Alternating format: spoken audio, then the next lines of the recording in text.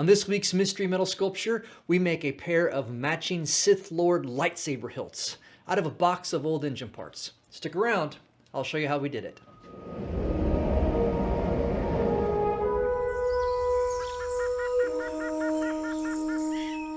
One of my favorite aspects about the Mystery Metal Sculpture process is that we go into this with no idea and no plan whatsoever. The one thing I did know is that the box of materials that Donnie at Broken Gear Art sent me would be high quality stuff. His art is amazing, and he did not let us down. Lots and lots of gears, springs, pistons, cogs, all kinds of quality stuff.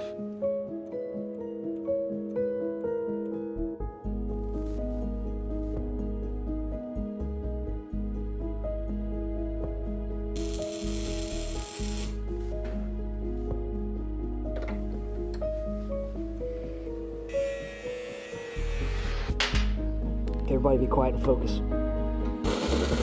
Don't mess this up. I had originally intended to only make one hilt, but after looking at the materials, we realized we had enough to actually make two. And at first I was going to do Sith Lord and a Jedi, but then it became evident to me that these both look sinister enough to be a matching pair of Sith Lord sabers.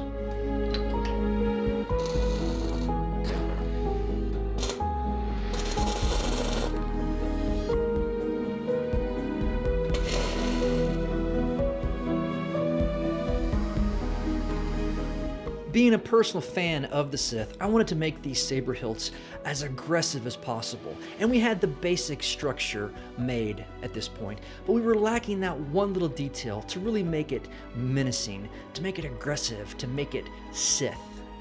And I have to thank the viewer on the live stream who suggested I take that thrust bearing cage and cut it open, freeing the roller bearings inside, and to use those bearings as spikes. That was the detail we were waiting for, and I knew the moment we welded our first spike onto the hilt that we had our direction, and it was going to be evil and menacing and awesome.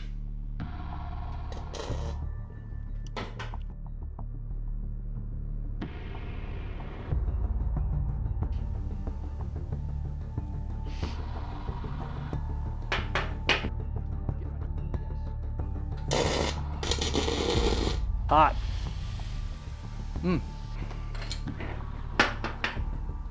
If you're thinking about getting into metal sculpting and you're looking for a good place to start, I'm telling you the best place to start is an angle grinder with an assortment of cut-off wheels and flap discs from Benchmark Abrasives. With this setup, you can cut and shape metal to fit the needs of your sculpture. I have a link in the description of Benchmark Abrasives.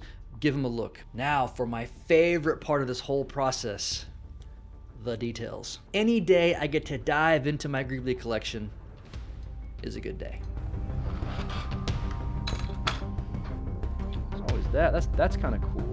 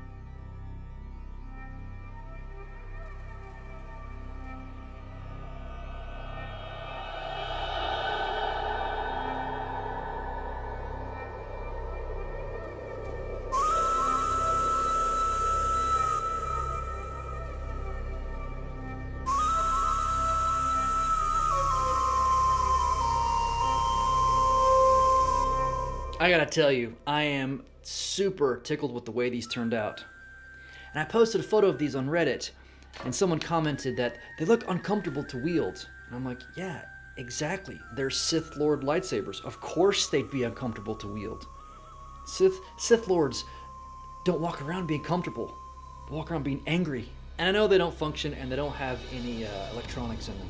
But to be put on the spot with a strange box of materials and to be asked to make something, I couldn't be happier. I would proudly display these in my home, and I will be mailing these back to Donnie, who sent me the materials. So thank you, Donnie, for helping make this series possible. And speaking of thank you, I need to thank my patrons over at patreon.com.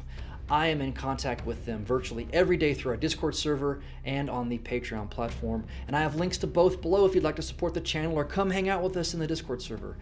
You guys and gals are awesome, and without your support, this channel would not be possible.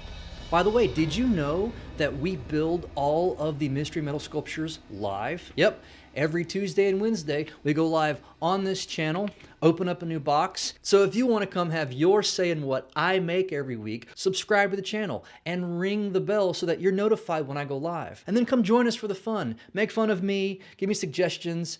It's a good time. That about wraps this one up. If you have any questions or comments about the processes or the equipment that I use, please drop me a comment below, like and subscribe. And I am Jason. This is Works by Hearst. This is a matching set of Sith Lord lightsaber hilts, and I will see all of you in the next one. I'm just gonna put this in my back pocket for now.